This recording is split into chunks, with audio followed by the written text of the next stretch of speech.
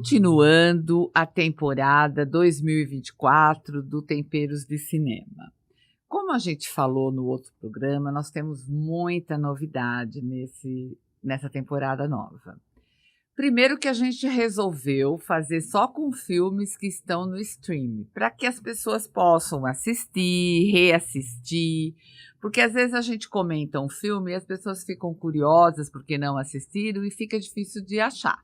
Então, nós vamos fazer essa temporada com filmes que estão no streaming que a gente vai dizer onde você pode assistir.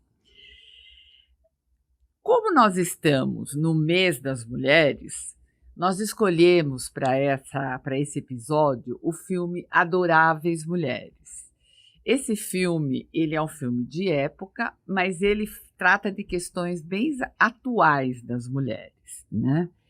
E nos temperos, a nossa personal chefe, a Ayla, também vai escolher uma receita assim, bem feminina para homenagear as mulheres.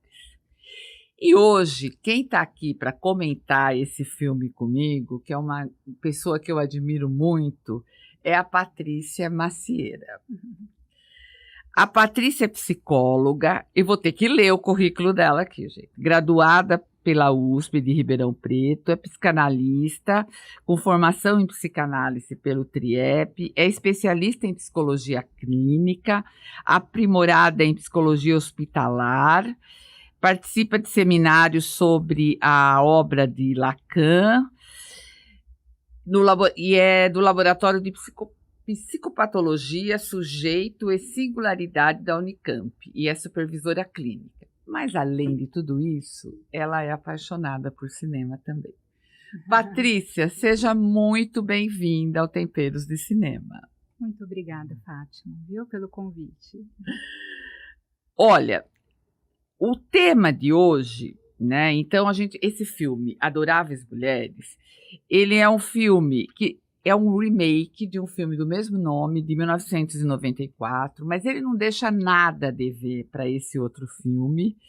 Ele se passa na época da Guerra Civil dos Estados Unidos e são 5 irmãs que têm personalidades muito diferentes, mas que elas levam uma vida junto com a mãe, porque o pai está na Guerra Civil. Então, aquelas mulheres convivem de uma forma, lidam com as questões, com os problemas, de uma forma assim para manter a família unida. E elas, como eu disse no começo, embora seja um filme de época, mas elas tratam de questões bem atuais para nós mulheres. Nós sabemos que tem questões ali que a gente trata disso até hoje. Patrícia, já que nós estamos no mês das mulheres, como você vê as mulheres desse filme? Então, como você falou, não é? São 5 mulheres na casa. Na verdade, são 6, porque tem uma senhora que dá a entender que deve trabalhar na casa. E que está ali há muito tempo, Exato, pelo jeito, né? E, na verdade, além dessa família, né, que mora na mesma casa, tem a tia, né? Sim. Que é irmã do pai, provavelmente, que chamam pelo sobrenome, que eu achei curioso também, né? Que normalmente se referem a um homem pelo sobrenome, né? Exatamente. A tia Marthe, né? E a outra senhora, que é uma vizinha, que tem 5 crianças. Isso. Né? Então é um filme que vemos as mulheres, na verdade, protagonizando a cena. Né? Que eu penso sobre elas? Elas estão pautadas para a organização da família, mesmo, como você disse. E todas na ausência do homem. Exatamente. Né? Acho que é uma curiosidade do filme, né? Isso. Então o pai está na guerra, né? Uma guerra entre o norte e o sul, né, nos Estados Unidos.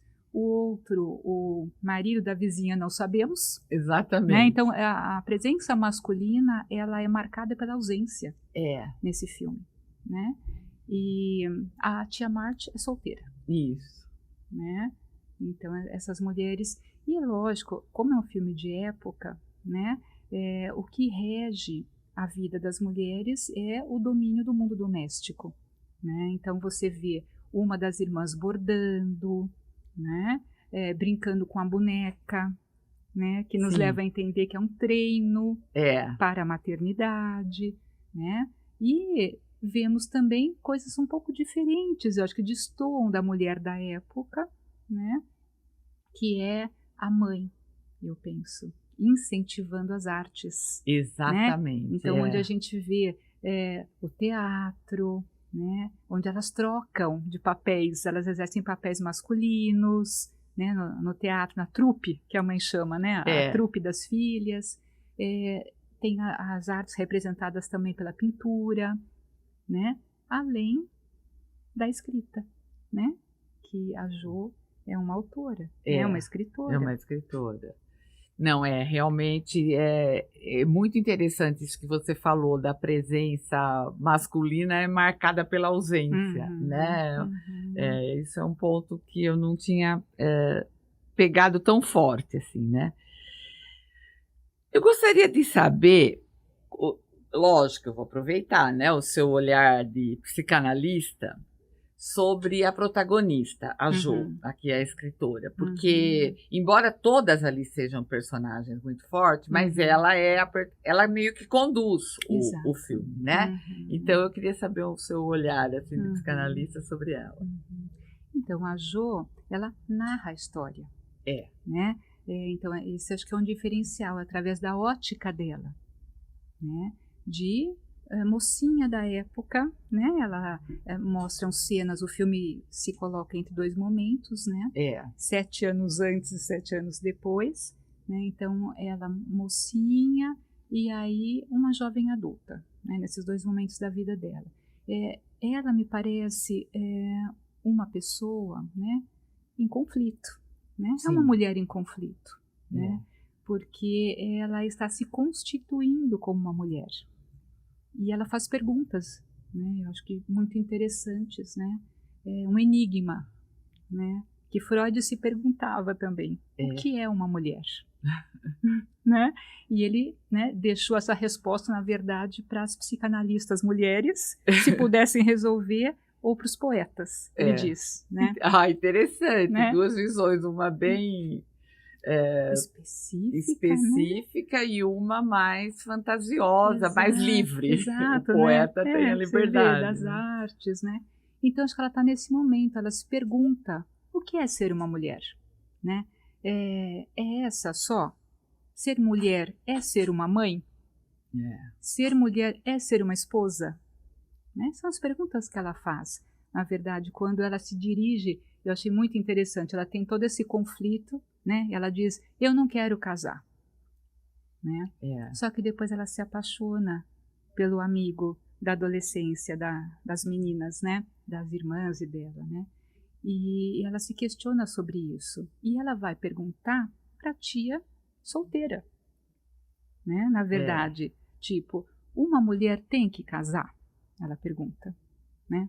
Por quê? Porque na época, o destino possível da mulher, né, bem falado pelo editor, quando ele diz para ela... O casar ou morrer no final. Exato, ele diz, a protagonista tem que casar ou morrer. Né? Então, esses eram os destinos de uma mulher, né? Tipo, na verdade era casar e ter filhos, né? Também tem essa. Não tinha escolha por não ter filhos, se não quisesse, né? Então, é essa época, e ela vai e pergunta para a tia solteira, mas uma mulher tem que casar mesmo? E a tia diz, sim. A não ser que ela seja... Porque ela pergunta, mas por que você não se casou? Ela diz, porque eu sou rica. Né? Então, a única saída da mulher para não casar, para não ir para o casamento, era ser rica, segundo a tia, né? E outra coisa interessante que elas levantaram, né? Elas discutem quais as possibilidades de uma mulher ganhar dinheiro, dela se sustentar, a tia e a Jo. Então, né, conversando sobre isso. E a tia diz, bom, ou ela pode ser dona de um bordel, ou ela pode ser uma artista. E ela mesma complementa, o que dá na mesma. O que dá na mesma, né? Então você vê como a mulher, né, na época, e muitas vezes nós até hoje, né, temos uma referência do masculino. Sim. Né, porque é uma narrativa masculina esta, né? Da época. Então, a mulher só tinha... E a artista também era, então, considerada uma mulher que não era decente. Exatamente. Né? Nessa fala a gente percebe isto. Né? Então, é marcada pelo o que os homens desejavam e viam, e como os homens viam a mulher. Né? Essa tia reproduz isto. Né? Então a Jo está nesse momento, ela está se perguntando, né, como é que eu posso ser uma mulher se eu não quero casar? Né? E o que eu penso? Né? É uma família diferente, né, como eu falei antes, porque a mãe dá essa possibilidade das meninas se organizarem pelas artes. Sim. Né?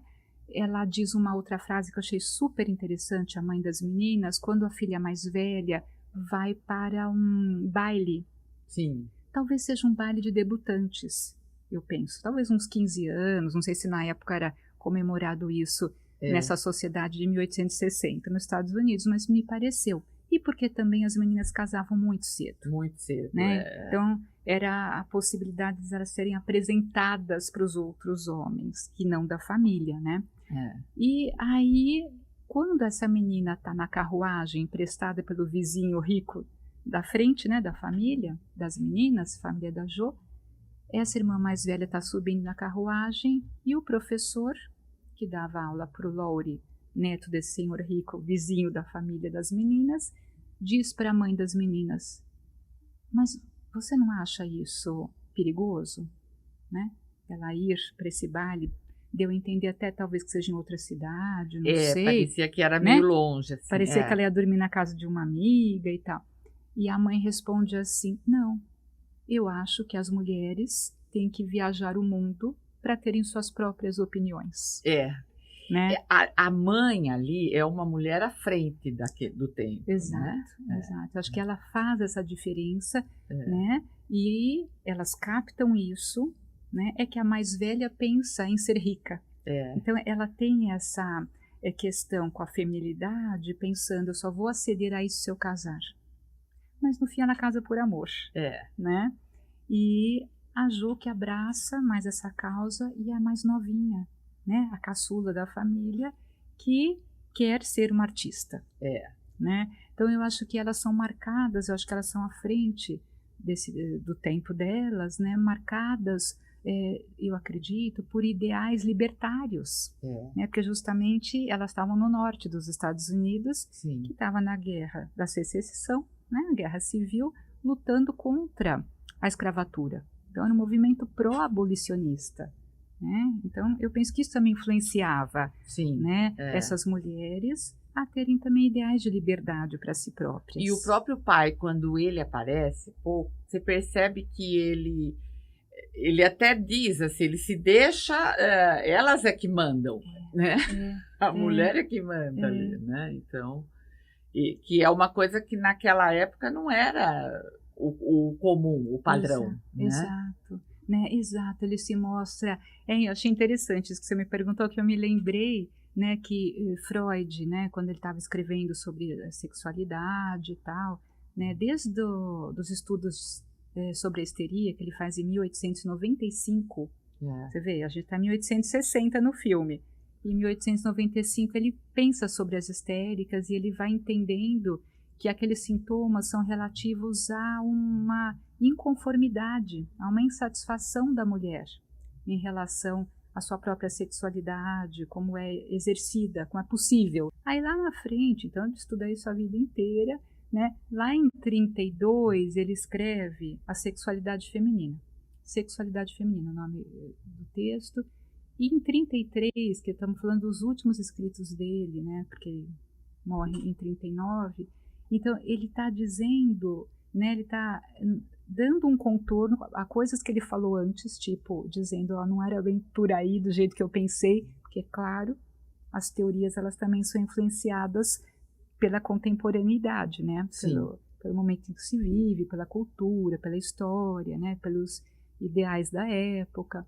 Então, ele repensa, ele ainda não tem uma resposta, né? Ele ainda está na pergunta, o que é ser uma mulher, mas é interessantíssimo, porque é uma conferência, na verdade, né, que chama Feminilidade, é a conferência número 33, ele diz, olha, eu já não estou mais me perguntando o que é uma mulher, porque eu estou entendendo que é um processo, é um tornar-se mulher, né? E aí, Lacan pega esse gancho, né? Porque Lacan faz todo um movimento de retorno Sim. a Freud, né? É. E ele pega esse gancho e lá em 1960 ele escreve um texto que é Diretrizes para um Congresso sobre a Sexualidade Feminina, né? Onde ele vai dizer, olha, a célebre frase dele, a mulher não existe, né? Que é uma coisa assim completamente enigmática, né? E lá em 72 que ele vai completar isso e vai dizer, né, volta ao Tornar-se Mulher, que Freud tinha lançado em 33, e ele diz, o que quer dizer isso, a mulher não existe, né? É que a gente deve contá-las uma a uma. Então, o processo de se entender como uma mulher se define na singularidade. A gente não tem como dizer... Então, não é a mulher, quando ele diz a mulher não existe, pelo que eu estou entendendo, é assim, não, ela é um ser único, cada uma é uma. Exato. Então, não existe mulher definindo todas. Não né? não tem como você dar uma definição nesse sentido amplo, né? Ampla e restrita, né? Porque é um processo para se tornar uma mulher, é algo difícil, né? Voltando lá na Jo, é ela se perguntando, é esse enigma, o que é, né? E eu acho que isso que é o interessante, uma coisa que também me faz lembrar uma música da Marisa Monte, né? Infinito Particular, né? Onde ela diz, é só mistério, não há segredo. Né? Então é isso, né? É esse mistério que a gente vem até hoje, né, tentando entender, né? Mas a gente deve pensar sempre, né, na singularidade, né? Como que é essa constituição, né, subjetiva de ser uma mulher. Nossa, muito interessante. Você falou uma coisa interessante, até hoje, né? Eu vi esse filme, embora ele se passe em 1860, mas algumas questões ali são muito atuais, né? São muito atuais. É claro, hoje em dia não é assim, a mulher só pode casar ou morrer. Exato. Né? Mas algumas questões são muito atuais, né? Eu acho que até hoje, às vezes, a gente discute essa questão de ter filho, por exemplo. Até hoje, a escolha de não ter filho é muito questionada. Então, eu queria saber se você concorda com essa minha visão, que as questões são atuais. Você poderia trazer aquela história para o momento atual, né? Não, eu acredito que sim. Eu também vi isso no filme, né? Embora tantos avanços, né, que a gente está falando desde a mulher ter ido para o mercado de trabalho, né, ter chegado às universidades, né, estar muito qualificada, né, a gente ainda vê, né, que nós mulheres temos que brigar muitas vezes, né, para sermos aceitas em espaços assim de tradição de domínio masculino, né, como por exemplo o mercado financeiro, né? Então ainda a equidade salarial, né? Às vezes a mulher com um preparo igual ou tão quanto um homem, né? Além do que um homem pode ter no mercado de trabalho, ganha menos. Então a gente ainda vê essa diferença, e com a questão da maternidade, sim, né? Ainda é visto, eu penso, né, como se fosse a mesma coisa, ser uma mulher, né?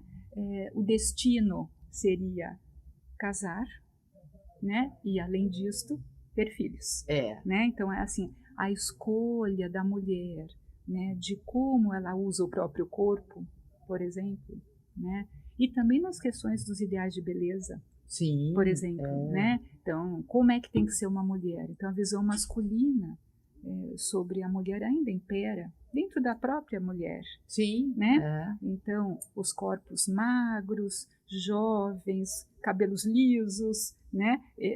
Não grisalhos, né? Agora que a gente está, né, vendo pós-pandemia, né, mulheres mantendo seus cabelos grisalhos, por exemplo, isso sendo melhor visto, não vamos dizer que está totalmente bem visto, né? É melhor visto entre nós mulheres, né? Eu acho que a gente está nessa confraria de se apoiar.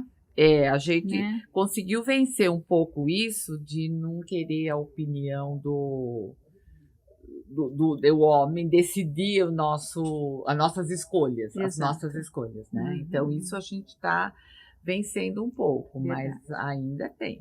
É verdade, sim. E, bom, tomando um cuidado para a gente não dar spoiler, né? Uhum.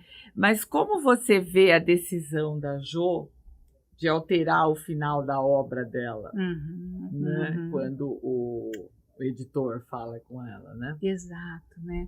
Porque nesse caso o editor lê o final, né? E diz, olha, só vai vender, né? Se você casar a protagonista, né? Porque está naquela lógica, né? Qual é o destino de uma mulher? É casar ou morrer, né? E ela, pelo jeito, né, não tinha feito a protagonista se casar. Até, né, a própria história dela, que na verdade anda em paralelo com a É, história dela, a história do livro. do né? livro, exatamente, né? Era isso, porque ela não acreditava no casamento, Sim. né? Porque ela, a irmã mais nova também, né? Tem uma cena da irmã mais nova discutindo com Laurie, ele é amigo das meninas, né? Sobre isso. O casamento é um arranjo financeiro. Né? Não é essa palavra que eles usam, mas é mais ou menos por aí. E é um contrato, né? Ela diz. E então a Jo estava contra essa lógica, né? Mas o que eu penso, né? Quando no final aparece que ela acha um par também, ela é a última das meninas, né? A achar um par, né? Não dá para gente ter a clareza de que ela se casou. Isso não aparece, né? Então eu penso, né, que ela deve ter feito um arranjo diferente, né? Pode ser que ela se juntou com aquele moço, né? Que era francês, que era diferente, que tinha uma cabeça um pouco diferente dos conservadores que tem nos Estados Unidos. Ele era alemão, né? É alemão ou francês? Acho que ele era alemão. Acho que eu estou confundindo porque o ator é francês, então acho que é por isso que eu estou achando que ele era Frederic, né? E aí eu penso, né, que fosse. Mas enfim, ele era um estrangeiro, exato, acho que essa sua, né, constatação é verdade, ele era um estrangeiro, né? Ele a via como uma profissional. Sim, né? Respeitava isso, tanto né? que a primeira vez que eles conversam sobre o trabalho dela, eles discutem, né? Porque ele a trata como uma escritora ou como um escritor. Exatamente, ele não faz uma concessão porque ela é mulher. Exato, então acho que aí, né, então teve uma diferença com esse moço, né, que eu acho que por aí ela se apaixona, então, assim, não é claro para nós que ela se casa exatamente. Pode ser que eles se juntem, pode ser que eles morem cada um nas suas casas, né, então eu acho que ela fez uma saída diferente das mulheres da época, mesmo assim, né, que é casar e ter filhos. Também não aparece para nós que ela tem filhos. Né? Aparece as outras irmãs. Parece com aquela crianças. obra que ela tem, que ela faz, que é tão bonita, mas ela conseguiu o meio termo de agradar o editor que representa a literatura na época, né? E ao mesmo tempo seguiu os princípios dela. Né? Exato, né? Então acho que por aí ela faz uma saída diferente das mulheres da época, uma saída possível. E outra questão, quando você falou da obra que ela faz tão bonita, né? Eu acho que ela concilia o empreendedorismo, né? Com o ser feliz, né? Tipo, ela se apaixonou, né? Então ela fez essa escolha de estar com alguém, mas produzir, né, como uma profissional, né? Ele trabalha, dá a entender que ele trabalha na escola que ela cria, que é uma escola mista, que eu também achei interessantíssimo. E que havia, na né, casa que a separadas. tia deixou, que a tia dizia que a mulher só podia aceder sendo rica. Se fosse bordel ou com artes, né? Então, ela né? usa, né? É verdade. E essa questão da escola mista eu achei também interessantíssimo, porque as escolas eram, né, separadas para meninos e para meninas. E elas diziam que as escolas para meninas eram piores, né, em termos da educação oferecida, do que para os meninos, né? Não, ele tem muito significado, né? O roteiro é muito bem feito. Patrícia, uma delícia conversar com você. Eu Obrigada. imaginava que ia ser, mas foi muito bom. Muito obrigada. E para finalizar, eu quero só que você me responda uma coisa bem curtinha, assim, que eu pergunto para todo mundo que vem aqui. Que tempero você descobriu nesse filme? Olha, vamos pensar que seria um agridoce. Né? Um chocolate com pimenta, Exatamente. coisas por aí. E por falar em temperos, agora a gente vai continuar conversando com a Ayla, nossa personal chefe.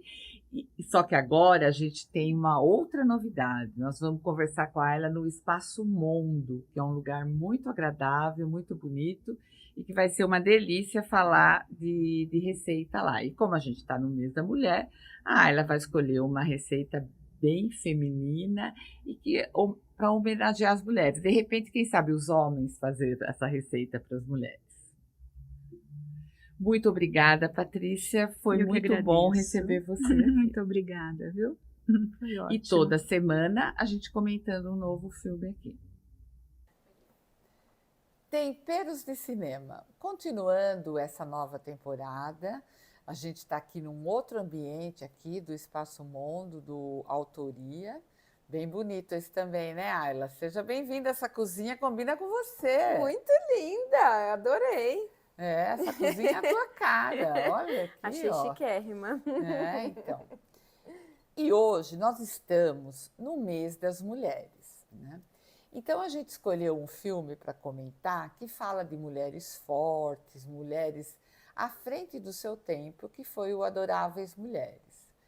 E a Ayla vai falar para a gente uma receita em homenagem ao mês das mulheres. Ayla, o que você pensou para nós? Bom, trouxe um risoto de beterraba com queijo Boursant. Acho um pouco clichê a gente usar o rosa como uma cor muito feminina, né? Mas eu acho legal também. Porque... eu gosto de cor de rosa. Acho que a gente não pode se prender ao rosa aí, mas eu gostei desse risoto, acho que ele fica muito lindo. E vamos lá, então. Bom, o que a gente vai fazer? Primeiro a gente precisa pegar, a gente vai usar 2 beterrabas. Uma a gente vai cortar ela em cubos pequenos e a gente vai assar ela com um pouquinho de tomilho. Então espalha numa assadeira os cubos de beterraba, tempera com um pouquinho de sal, pimenta do reino, azeite e tomilho. Pode deixar os galhos ela crua, você põe ela crua e assa. Cruas. Tá. A gente vai assar essa beterraba crua, a gente vai usar lá no final. Tá. A outra beterraba, a gente vai bater ela no liquidificador, pode cortar em pedaços grandes, assim, grosseiros. Vamos bater ela no liquidificador com um pouquinho de água, que a gente vai fazer um suco de beterraba pra gente usar no lugar de caldo no nosso risoto, pra deixar ele cor-de-rosa. E aí a gente vai usar ali uns 8 punhados de risoto, de arroz para risoto. Pode ser o arbóreo, pode ser o carnaroli, mas assim, sempre, gente, procurar um arroz italiano e não tipo italiano. Tá. Porque ele tem mais amido, o arroz italiano. E hoje é fácil de achar, a gente encontra no supermercado com facilidade. Aí eu vou usar uma cebola picada, vou usar um caldo de legumes, que a gente faça bem saboroso aí, né, com cebola, cenoura, alho poró, salsão e algumas ervas. E aí a gente vai começar o nosso risoto. 2 colheres de sopa de manteiga, refoga no fogo baixo essa cebola para ela ficar bem caramelizada. Depois a gente entra com o nosso arroz, dá uma boa fritada. Quando você começar a escutar aquele barulhinho do arroz fritando ali, aí você vai colocar uma xícara de vinho. Neste caso, nós usamos vinho branco. Branco. Isso. Tá. Pra não, se a gente colocar o tinto, vai ficar com uma cor muito, muito forte. Então a gente entra com o vinho branco. Vinho para risoto, vinho para comida, sempre o seco, nunca o vinho doce, tá? Mexe bem, espera sair aquele cheiro forte de álcool. Aí você vai começar a usar aquele suco de beterraba que a gente fez.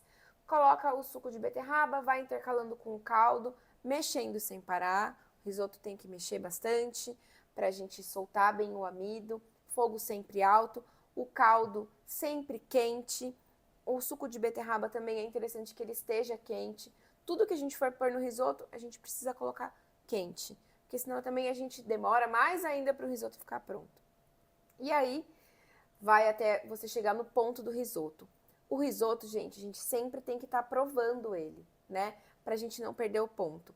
E a gente desliga ele um pouquinho pouquinho antes de ficar pronto. Porque quando ele ficar pronto, você ainda vai colocar mais manteiga, o queijo parmesão, finalizar ele com as ervas. E aí, assim, ele vai estar ali naquele ambiente quente, né? Se você desligar ele no ponto realmente, quando ele for pro prato, já passou do ponto, né? E então, o que a gente vai fazer? Mexe sem parar. Quando ele estiver al dente, desliga o fogo. Aí você vai colocar 2 colheres de sopa de manteiga. A gente vai fazer o que a gente chama de manteicatura. Mexe bem, isso vai dar o brilho pro risoto. E aí você coloca 2 ou 3 colheres de sopa de parmesão ralado fino. Mexe bem para derreter. E por fim, pode colocar uma salsinha e um pouquinho de tomilho.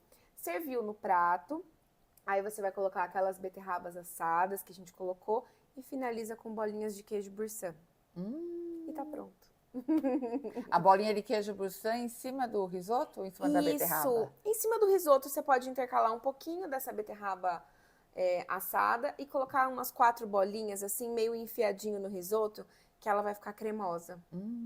Derrete. Nossa, vai ficar bem gostoso esse risoto, hein? É uma delícia. Nossa, comemorar o mês das mulheres. O mês das mulheres. Com aí, um estilo, né? Exatamente. Esse risoto ele fica muito legal com vinho branco. Fica bem gostoso. Combina com vinho branco, com espumante. E ele pode ser também ele pode ser um prato único, mas ele pode ser acompanhamento para uma carne também. Eu amo beterraba, então esse risoto... eu também. Adoro beterraba, adoro risoto. É. Lembrando que a receita completa está no blog do Temperos, no portal JJ, então você pode pegar lá os detalhes todos. Siga as nossas redes, se inscreva no nosso canal do YouTube, no Spotify, acompanhe as nossas receitas. E se fizer, mande uma foto para nós. Exatamente. Obrigada, Ayla, mais uma vez. Muito obrigada. E até a próxima semana. Até.